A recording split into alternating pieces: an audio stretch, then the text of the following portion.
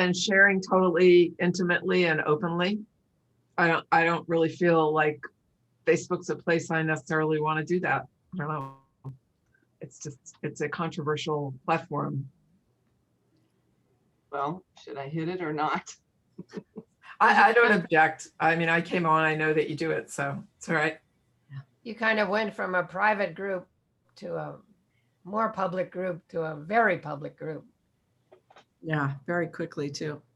So that's, it just depends on your motivation, really, what you want. Well, that's good to consider because we're in this place of newness for 2021. So we are on Facebook Live. We're talking about being on Facebook Live, and here we are on Facebook Live. Welcome, everyone. If you are watching this in Facebook land, this is our community coherence call every Wednesday at 11 a.m. Eastern. You're welcome to join us in the Zoom room.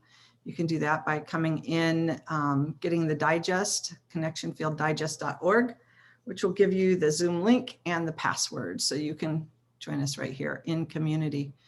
And our community coherence call is a time for us to come together to really build greater coherence among community. Last week, we defined that coherence and really deepened into that and created more of a description. I'll have to read that to you all after a bit, but this is our time for community to come together, but also to get to know one another more intimately, more deeply, and in knowing one another, in feeling and experiencing and joining in that heart space, really coming into resonance, we do experience each other very deeply and create greater coherence from that sacred space. And so that's a big part of our time together, as we will break into smaller groups and have intimate, deeper conversations and dialogue, and then we come back out and share. So on Facebook Live, you just get the first part of this before our breakouts. Today will probably be very abbreviated, but we again invite you to come on into the Zoom room, the connection field, and join us live as we deepen into our heart space together. So we're going to begin with a little attunement from Linda. Before the attunement, I'm going to do any announcements before the attunement, then we'll do the attunement and move into the dialogue because it feels better that way. Thank you, Nahid, for that confirmation. So any announcements from the field, any announcements from different hosts of their programs, any good of the whole related pieces, the connection field, the morning fire, anything that wants to be brought forward, any announcements of things going on in the world that you need support and want to bring to our attention. Linda. I had a lovely conversation with Susan and Joyce yesterday about an idea that they have to bring into the connection field.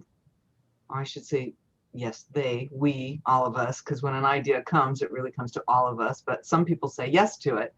And this is an idea to come into the connection field for children around the healings of the water, since this is World Water Law Year. And it would be a children's hour to empower them to speak up. So they're very excited about it. And I know Joyce has a definite calling to work towards the Amazon and the waters there. So I just wanted to bring that into the field because we just met yesterday. Susan, if you'd like to pop in for less than a minute of your excitement about it. If not, I just wanted to bring that into us for the good of the whole, just so we can all hold that space for something to develop. Yeah. And I'll come in. I'll speak so I don't lose my connection so you guys can hear me. I have to have better internet to do the program. But yeah, anyone who's interested, I know John had heard before, but we're creating a space, not just for children, but to bring in the children based on the world water law for right now, maybe once a month or twice a month. We don't know a time slot. And we're getting some documents together for Linda to present to good of the whole. But there would be like an opening attunement, and then introduction to the topic. And we're thinking world water law and plastics for the first meeting. And maybe show a video on plastics or do some sort of introduction. And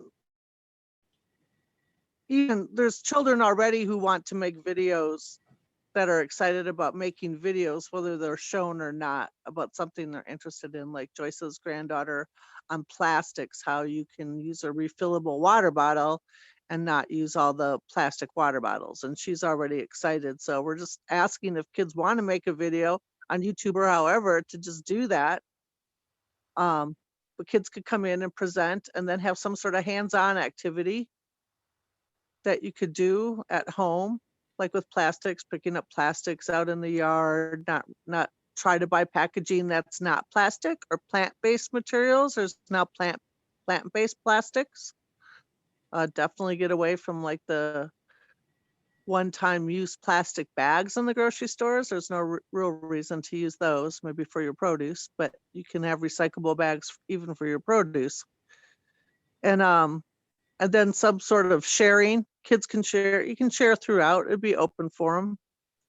So we And don't all of the details, Susan, because we wanted to okay, give everyone a chance, but we just wanted to put it out there for people to kind of hold. yeah. Just so anyone who's interested, I'll put my email in the chat, and we're just meeting on Zooms on Tuesdays from 1 to 2 Eastern time right now, just to brainstorm. And yeah, That's so I'll wonderful. just leave it at that. I'll put my chat in the email. Thanks, Linda. Thank you, Susan. Yeah, and for you out in Facebook land, that's if you're hearing this, come join us. I'll just add another invitation since we're on the theme of children really quick, and then we can follow up with other announcements, that we've been invited to be a part of, through a connection of Dawn's, a part of the Girl Scout World Thinking Day. So if anyone would like to work on a special program that will be extended to all the Girl Scouts in the entire state of Connecticut, let us know. I just forwarded that to Linda this morning to look at because she's interested in working with the children. So I'm sure Linda would probably be a contact person, and we will consider that. It's February 22nd is World Thinking Day for Girl Scouts International. And yeah, we could create a program for Connecticut. So any other announcements before we? I'm just curious to know what. I have an announcement. Sorry. Thank you. Did you have a question, Connie, about something? Yeah, I just want to know what age children are. I mean, children, there's youth and children. I didn't know what age, if this was aimed at youth or children or. I don't know the ages for the Girl Scout. I'm not sure what the other ladies are putting together, but we'll get more information to everybody soon. Thanks, Connie. Good question. Oriana.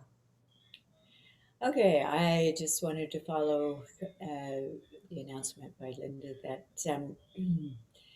I've been working with not only Susan, but Joyce and Elizabeth Harold, mainly on the Amazon River, which is being deforested and is at a crucial point.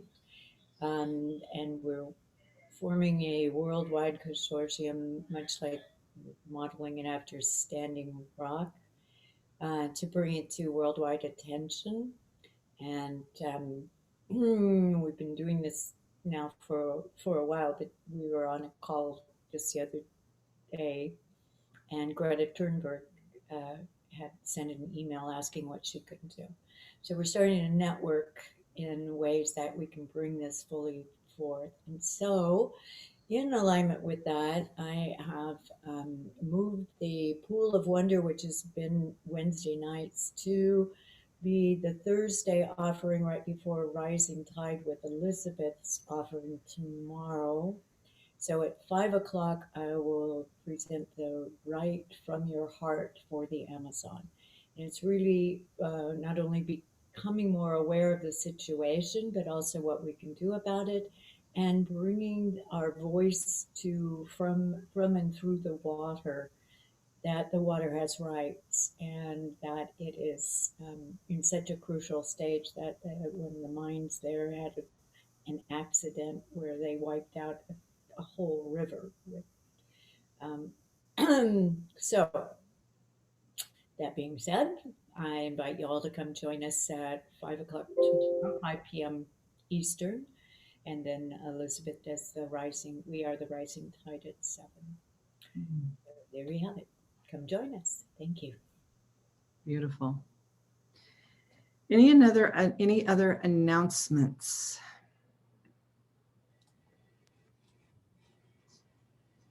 I just want to point out for those in on Facebook that you can find all of these offerings on a calendar in our Trello board. And if you sign up for the connectionfielddigest.org, you'll get a weekly digest that lists the days, the times, all the programs, and then you could go read more about all these different offerings in the Trello board as our calendar. And you're probably getting a sense that Good of the Whole is really a self-organizing, beautiful collective of people who are motivated and passionate about serving Earth and all her inhabitants, and really transforming the world through heart and wholeness. And that's who we be. So come join us and play. There's lots of different ways to show up, to get engaged, and really to make a meaningful difference on the planet. And with that, any other announcements? Yes, Sharon. I don't know if this quite qualifies as an announcement, but I just want to share it anyway.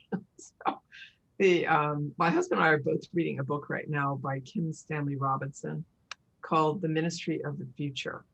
And it is very mind expanding on both the global big problems that we have and all these solutions. It's very much in alignment with the good of the whole and with islands of coherence around these huge problems that we face, and amazing innovations that are, we're on the cusp of, or that are starting to happen. So it's just well worth a read. The Ministry of the Future, Kim Stanley Robinson. Julie, it would be a great one for your show. Sounds like it. Thank you. Thank you. Welcome, Julie Down. Any other? Yeah, that's a beautiful sharing for the community. We invite sharings like that as well. So if not, we're going to muse into Interfaith Harmony Week this week. It's Interfaith Harmony Week, the first week of February every year. And what I want to do is just bring in a few quotes for us to muse on, and then put a prompt into the field for our small groups. And with that, if you want to dig more into Interfaith Harmony Week, you can go to the United Nations and read more about it this week. There's lots of different activities, things happening. And saying that, these are a few quotes that came off of an interfaith. I think it was the I'm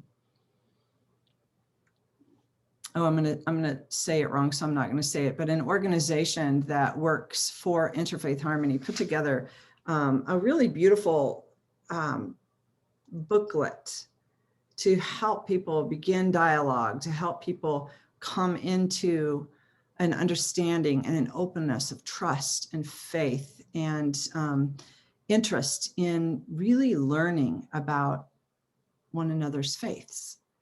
And so there's a few quotes off of that I just want to read, 4 of them. The first one comes from Dr. Helene Jaz, and she said,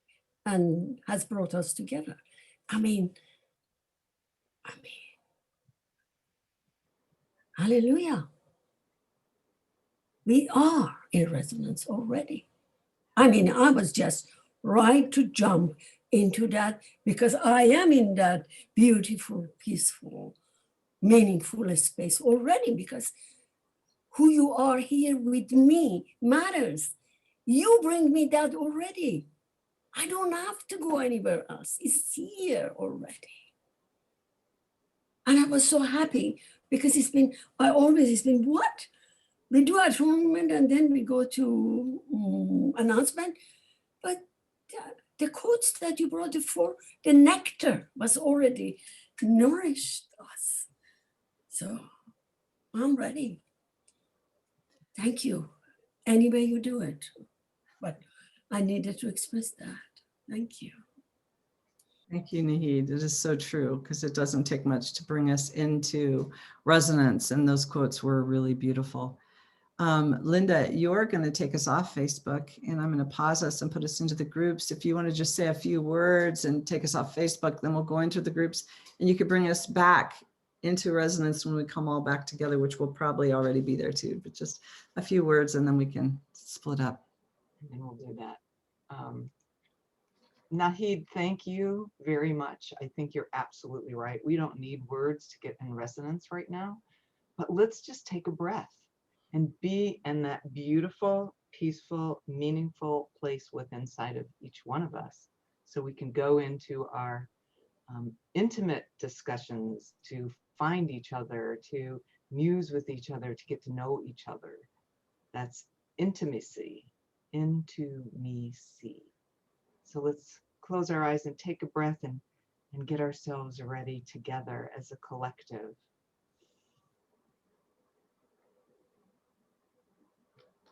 That we need each other, that we're here for each other, and that we love each other. Just feel that love around you and inside of you, circling and reaching out and touching everyone here in this room and everyone who's on Facebook and beyond. Just sitting in love in this field of coherence together. And that is all we need. So thank you for being with us on Facebook.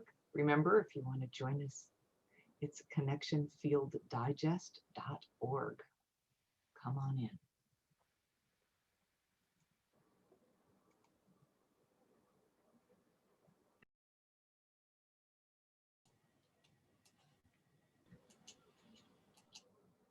Welcome back, everyone.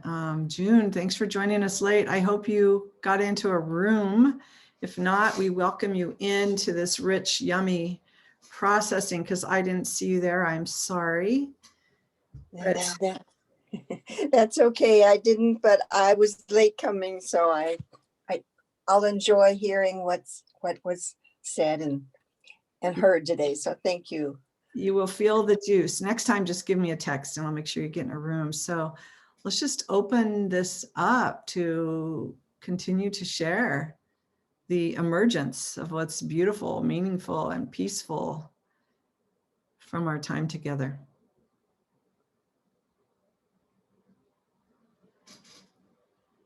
Who wants to share? Quote that came to me this morning from Harry Palmer, who developed Avatar, which I was a trainer in. And as soon as I can find where I put it. Can you speak a little louder, Oriana? I can't quite hear you. Oh, so sorry. Okay. I was saying I have a quote from Harry Palmer that came to my inbox this morning that I thought was quite appropriate. And Harry Palmer developed the Avatar trainings, whose mission is to create an enlightened planetary civilization. And so the quote is, "Cooperation and peace are achieved by shifting attention from a conflict to an overarching goal.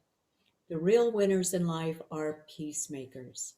They make concessions and sacrifices to sow future seeds of cooperation. They trust that the other will relax. The losers are the adversaries that can't overcome the distrust and suspicion in their own hearts. If in the end it led to cooperation and peace, how many noble sacrifices would you make? Trust that the other will relax, and until they do, help them along by offering them the overarching goal of creating an enlightened planetary civilization.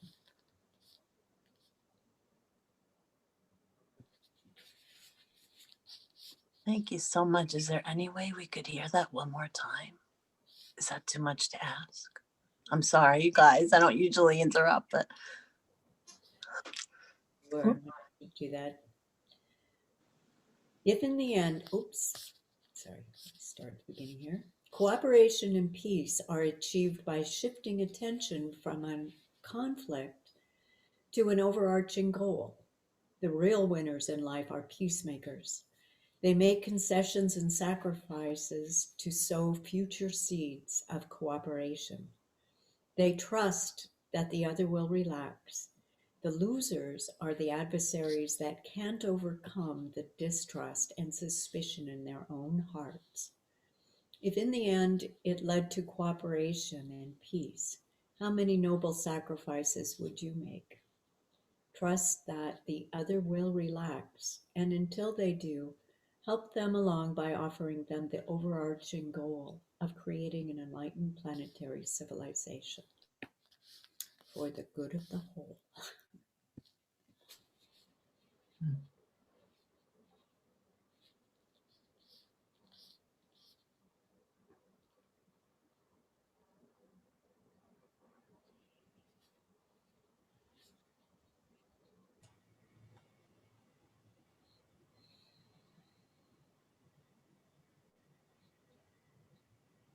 Sharon, I think you're it. Jump on in. Just unmute and jump in when you feel called. All right. We had a rich discussion in our little group with Ia and Susan. And at first we weren't kind of sure where to go. And we just started sharing about what's influenced us and like in terms of our spiritual journey and where we are. And Ia was sharing about a teacher that's been important for her, Malidoma Patrice Sommet, I think is the full name, but it's MALIDOMA.com is his website, and talking about how the African cosmology and African wisdom has been underrepresented, it just hasn't been seen really, and even in this good of the whole, we haven't seen much of that and don't know about it. So that's been an important teach for her. Julie, we were thinking it would be a great person for you to interview. He's done a lot of work in the West and is a world teacher and an amazing being, and has been a strong influence for Ia, and she can add anything about that.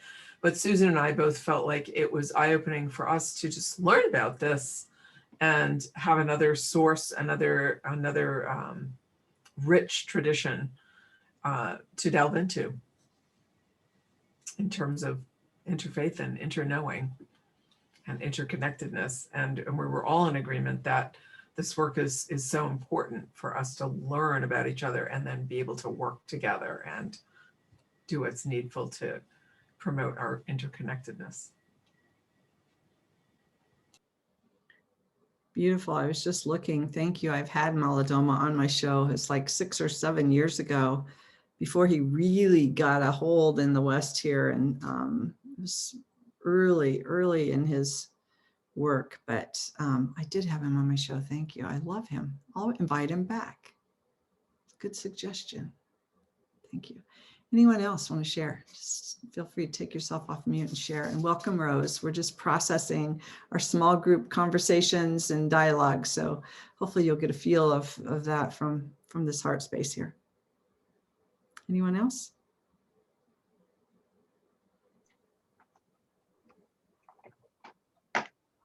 I will jump in. Our group did exactly what the quotes said.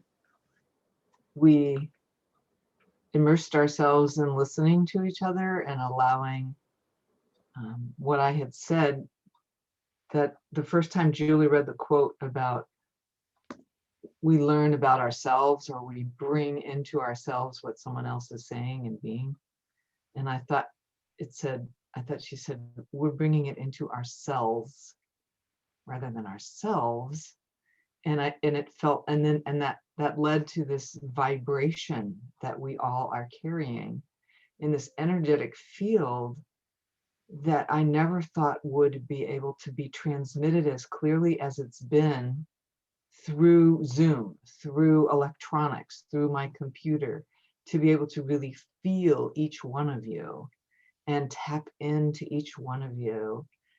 And you have changed me by your wisdom and your silence and your speaking and your creativity and your love and caring for each other in the connection field. It's been quite an experience of healing. I know in our group, Miranda had said that we as healers are always giving, and being here, we're allowing ourselves to be vulnerable enough to receive from each other instead of, and I think that's the beauty and the big shift that I'm understanding, is that none of us has to stand on a soapbox and say, I have all the answers, I have this book, I have that wisdom, I have these years of experience, and listen to me. And it's kind of like, wow, we all do. We all have that. And it's not a matter of pushing that anymore. It really is a matter of receiving. Yeah, overcome your fear of the unknown by learning to, and I can't read the rest of it, but yeah, I just wanted to bring that in. It's absolutely magnificent, and the beauty and the meaning and the peacefulness that comes from just intimacy. Even if you're here for 1 hour in this hour out of the whole month, well, 4. If you come on Wednesdays to this community coherence call, this is what we're getting, and there's so much more, so much more. I'm so grateful. I don't know how else to say it, except something very interesting has happened, and I will bring this. I'm noticing, I don't know if you have it on a speaker view or not, but my wall has disappeared and space is out there, and I have no idea how that happened. So I'm expanding the walls of my surroundings. They're expanding. So yeah, I don't know if you could see that there's stars back there.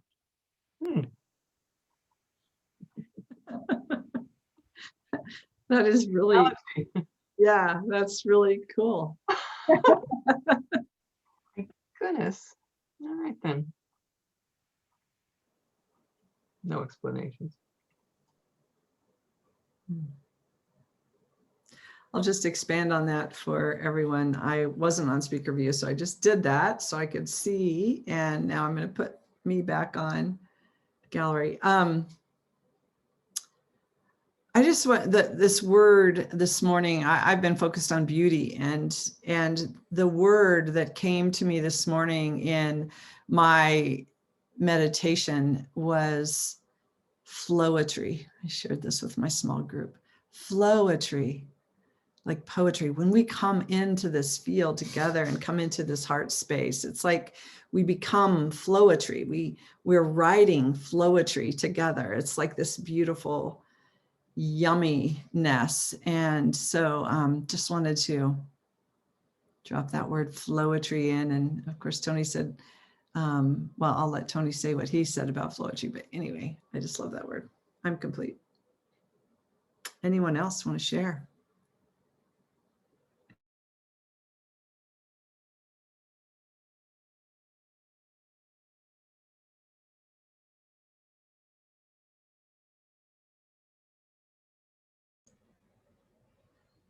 Well, I guess I'll share.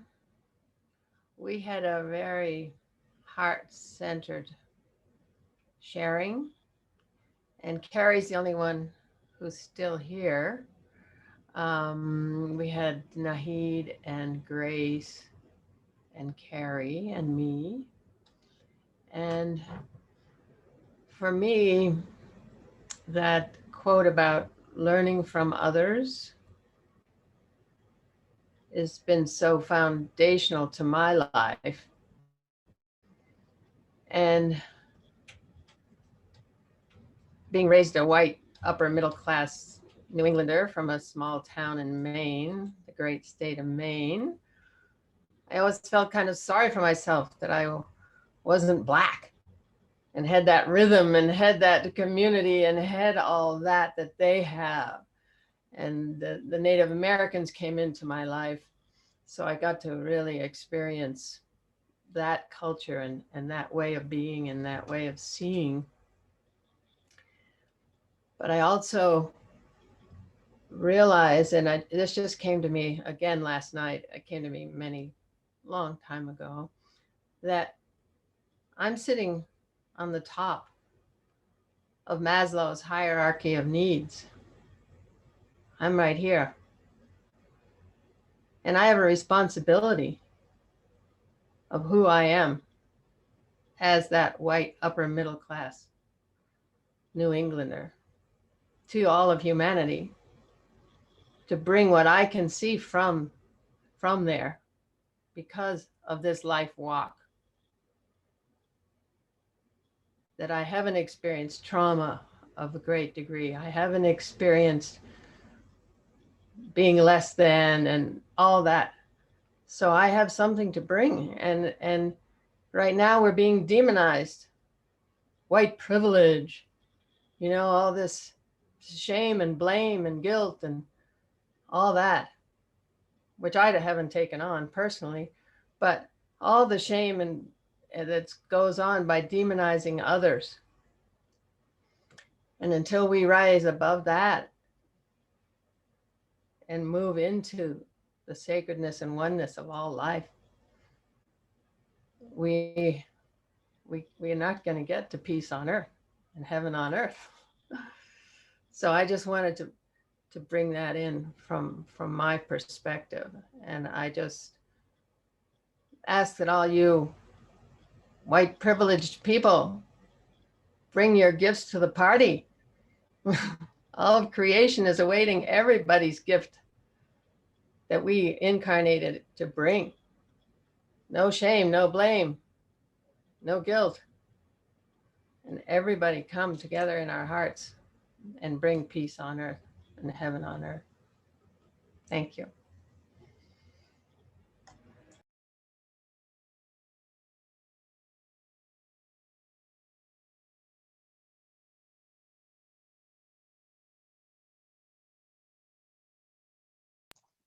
I know I've already spoken, but I'm just going to add this sentence to follow Connie's thread.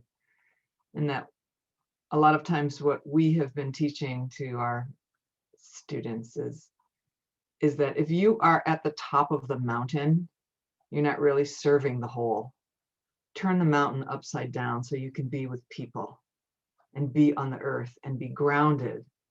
So it was a visual of, oh, I'm up here. We would say, turn that mountain upside down and get yourself walking on earth. You're not higher than anyone. You're not, for all of us. So no matter what race you are, what religion you are, what culture you have, what economic status you have, being up at the top here means your life experience is valuable. And to share that with others may help uplift others. The goal is not to be here. The goal, I think, is to have what you get from your life experience and turn the mountain upside down and live with people and just share yourself. That's what I was thinking of when Connie was talking.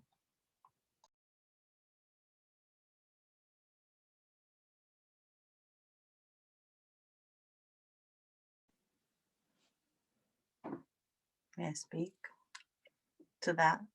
without getting defensive, because I don't know if I don't want to sound defensive, because I value everything that you all said. Thank you. Everybody has wounds. We all have our history, whether we're born into white privilege or not. I mean, even people who have white privilege, everybody's struggling. We all have our struggles. So I just think sometimes we never quite know what a person is really sorting through and processing in their life, right? I don't know why. Does this sound like I'm being defensive? Because I don't want to be defensive or oppositional to anything you shared. Can you hear me? Am I on?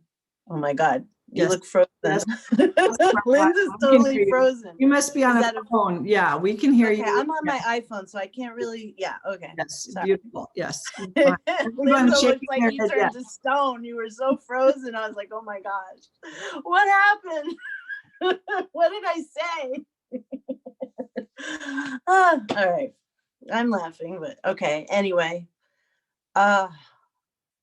there's so much guilt. And for me, hearing what Connie shared, walking with that feeling of, I want to make a change in the world. I want to contribute and not, I don't know if I need to take it personally, but we just don't quite ever know what another person is going through. You may think, oh, that person's white privilege, but okay, I personally worked for 11 years in classrooms in downtown Brooklyn in the inner city, but I've also had the privilege of, living on a farm in Martha's Vineyard, or, living isolated up here. And I've also just ushered my elders through, 5-6 years of handling my elders, and a nephew who tried to commit suicide, and, so many different levels of crisis.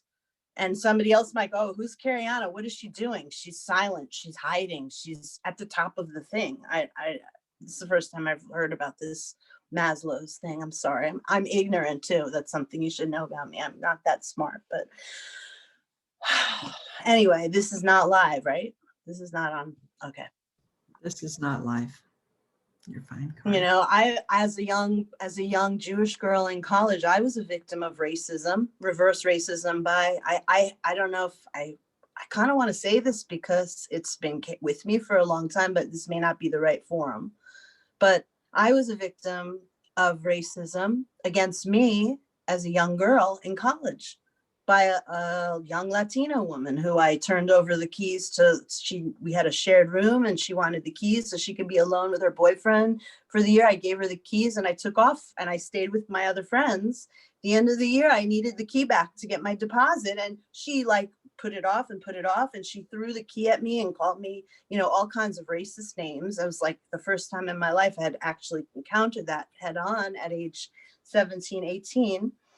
But sorry, I've been carrying this one with me. I haven't spoken it to anybody in 35 years, but with all of this racism stuff, I've felt like been bullied or a minority in my life, and other people like, oh, she's a white privileged woman. So I don't know. It's complicated. And ultimately, I think, as Connie wrote, it's love. And we're all threads in the web, all of us, white people, all of us. We need to not feel so, I'm concerned about the guilt and the shame piece. I don't know. I'm sorry. I'm going to stop. I need therapy. Thank you. Ariana, I was just going to say, it was beautiful. Thank you for sharing. And this is that sacred space. So we appreciate you bringing you. I just want to, we're coming to the close of this hour and moving into the Resonance Lounge. And I just want to presence what we talked about in our small group, as well as what came up on Monday in the Executive Council's call, is that this space is so healing. When we come into the unified field of consciousness and create this gorgeous resonant field, we heal. We naturally heal. And so bringing those pieces forward to clear, it's like we just spoke about, coming together, seeing one another, deeply listening and learning about ourselves through the other. and literally the magic of that unknown, of really allowing ourselves to come into that unknown and grow and stretch. So this is a healing space. Resonance and coming into the heart naturally is a vibrational frequency that our body remembers. Like when Linda said, every cell, bringing it into every cell, it's like every cell of our being remembers its wholeness when we raise that vibrational frequency and come into this space together. And so saying that, this is a beautiful place to transition us into the Resonance Lounge to continue this conversation. And so no need to say goodbye, stay tuned, be here if you can, stay, but we'll allow John to just reset this resonance and just continue this incredible, meaningful, beautiful, what was the other word?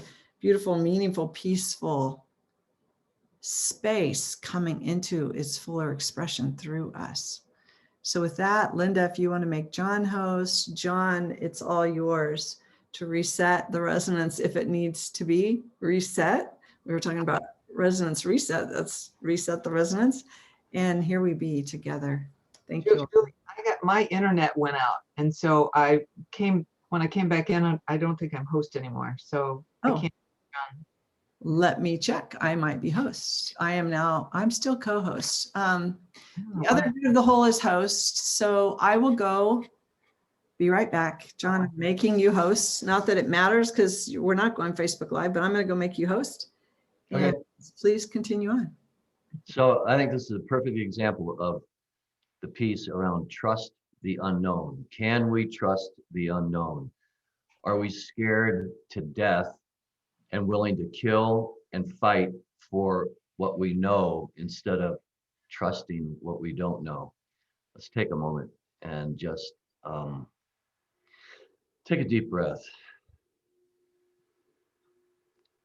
Instead of seeing this as a reset,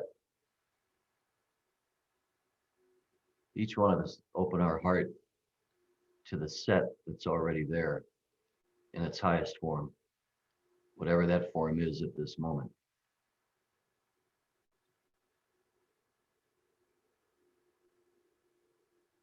And that includes all of us, all of you, all of me.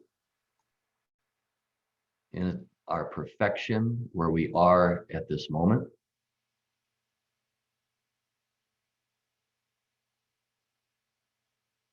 relaxing from what we know, what we think we know, what we've defended as what we know,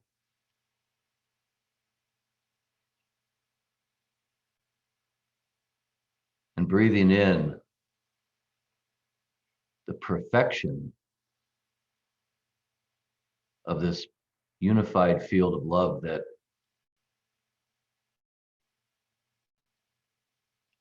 is always present for us to take in if we trust and have the courage to open our hearts to the unknown.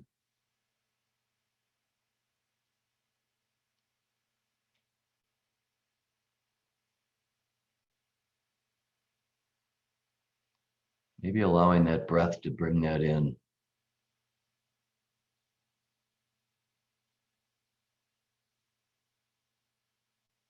Maybe asking the question, do we trust the perfection of the universe?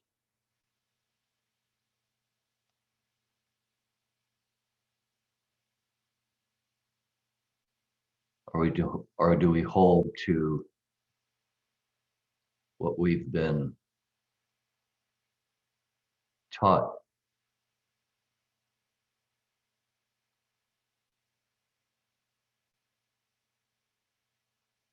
Simply opening.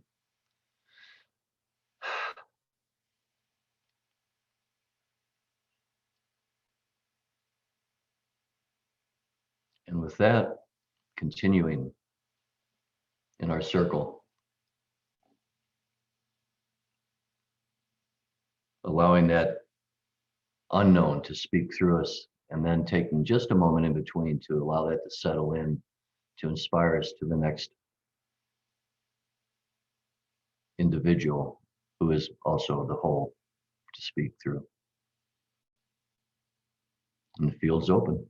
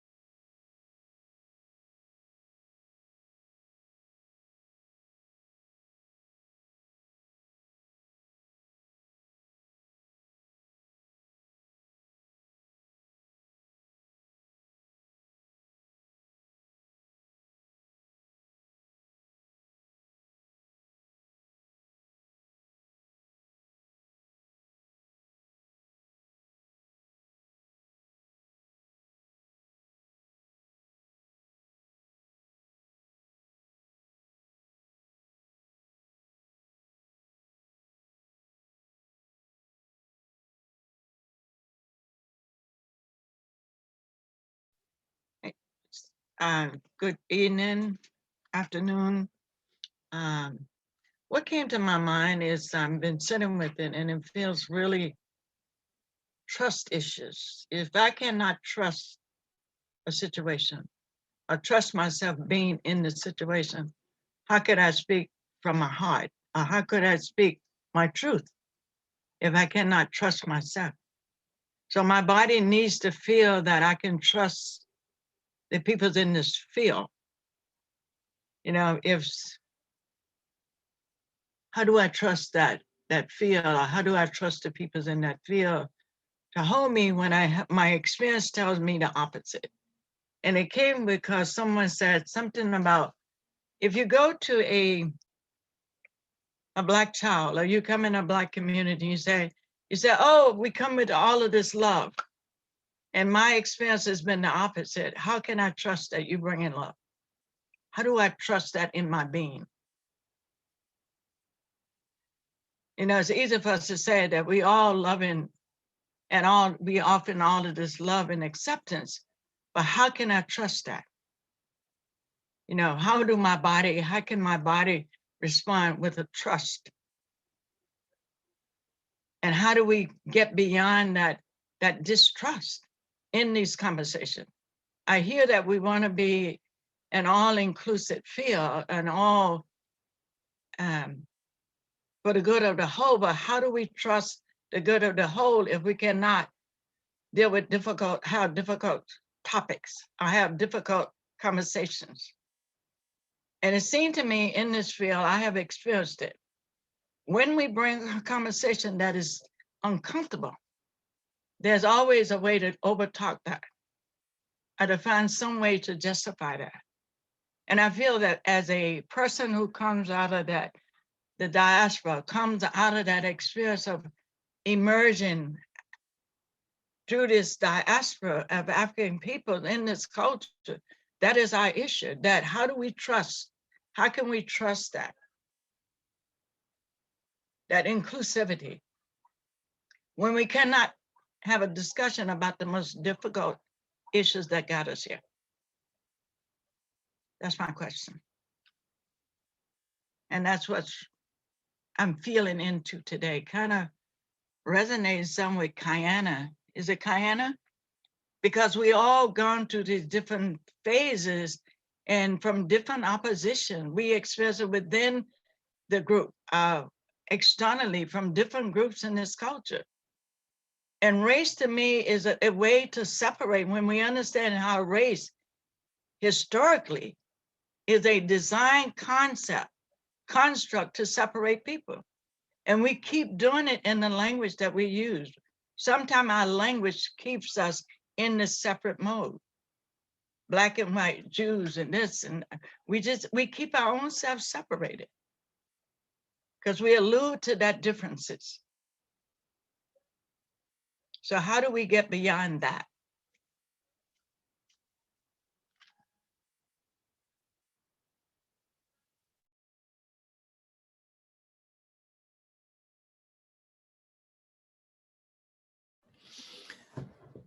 Thank you, Ia. It reminds me of a conversation that several of us had in the Resonance Lounge a couple of weeks ago. And then in the Leadership Council, we were talking about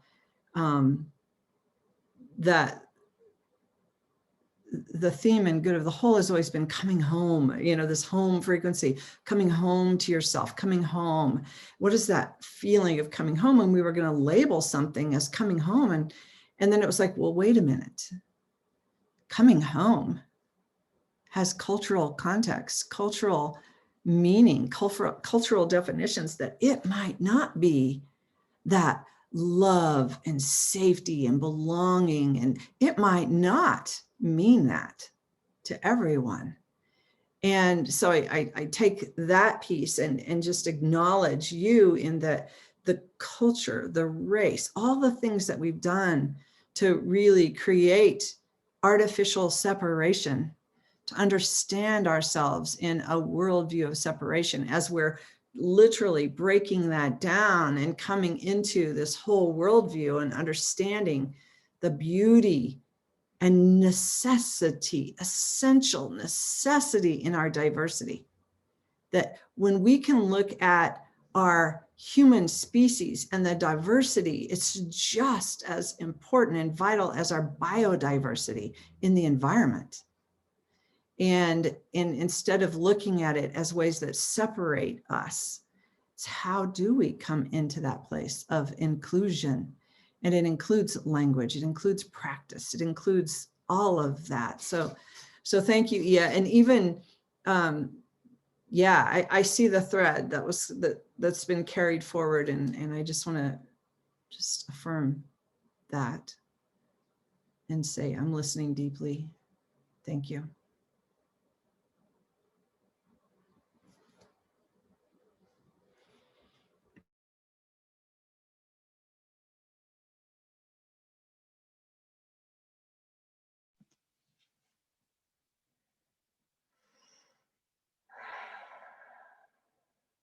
Can I speak again? I just would like to speak to that really briefly. But I always have believed, as a teacher or being on retreat with a yoga practice or whatever, the children, we cannot fully learn if we don't feel safe. And then the heart can't open. Like, we cannot learn with a closed heart. Hang on, let me see if I can. In order for us to fully live and learn, we need an open heart. Otherwise, we're closed up in fear.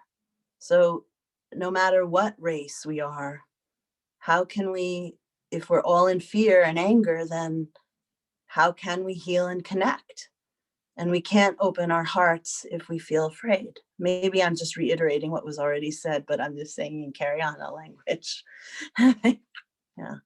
So the hearts need to heal. The hearts need to be open.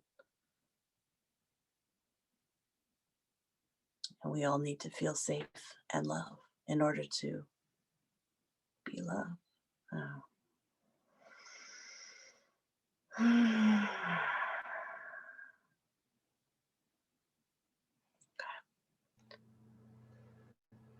I'm just bringing that in relation to what Tahira, I keep calling Tahira, but I'm realizing, is that Tahira's last name? Ia. I knew it was Ia. Ia Tahira. Tahira, I'm sorry. Okay. You can call me Kayana anytime, by the way. I don't mind if you call me Kayana. Or Cayenne. You can call me Cayenne or Kayana or Karyana. Mariana. It's my name is Iya is the part of my initiatory name. And Tahira, I just use Iya Tahira because it's the first part of the initiatory name. So what do you prefer? How do you prefer to be addressed? Like that. What's there? Iya. Iya. If it okay. Whatever works for you. Okay. Thank you. Thank you. Thank you. Okay. I'm good. I feel complete now too. Thank you. I love you.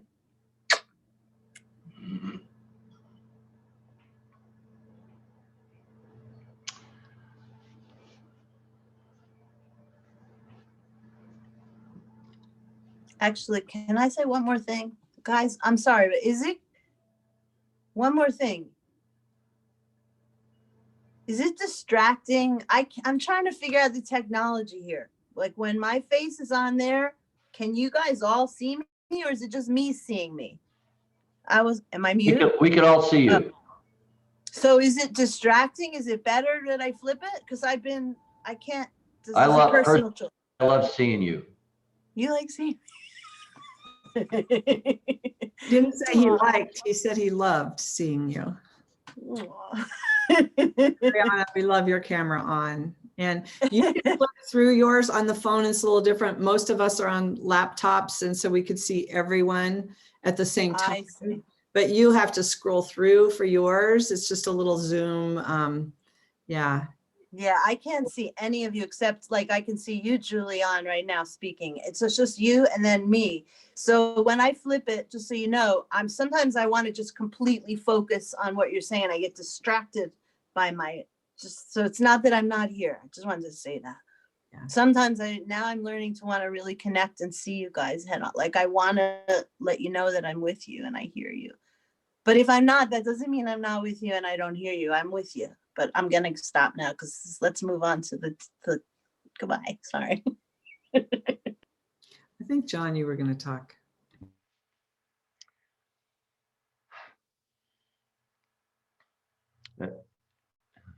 We all have a path that we're on. So I'm going to name a path here. I don't trust Black people. I don't trust Jews. I don't trust guys in suits because they're trying to own my money. I don't trust white supremacists. I don't trust people that are better than me. I don't trust people that are down below me. I don't trust any of that. Those are the lessons I grew up with and more. Come to find out, I really don't trust myself. I don't trust myself to not buy into some of that stuff that I was taught.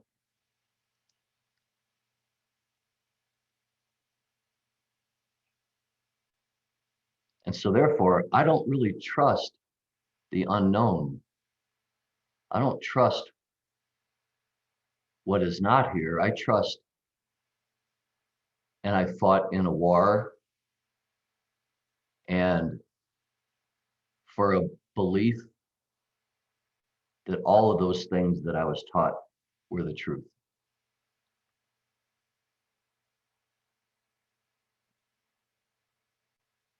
I trust that I'll never be successful. I'll trust that it's a dangerous frickin' world and you better protect yourself and you better go out and kick butt. All of these messages, all of these, I trust that if I don't let Jesus take me to heaven, I'm gonna burn in hell. All of these beliefs formed who I am as an individual. And yet, with the grace of the unknown and beginning to trust the unknown, I'm beginning to decipher truth from lies. Beginning. Do I trust that the universe is in my favor or against me, that I have to fight for my own survival? I'm letting go a lot of the battles in my life around all of that I just said. All of that.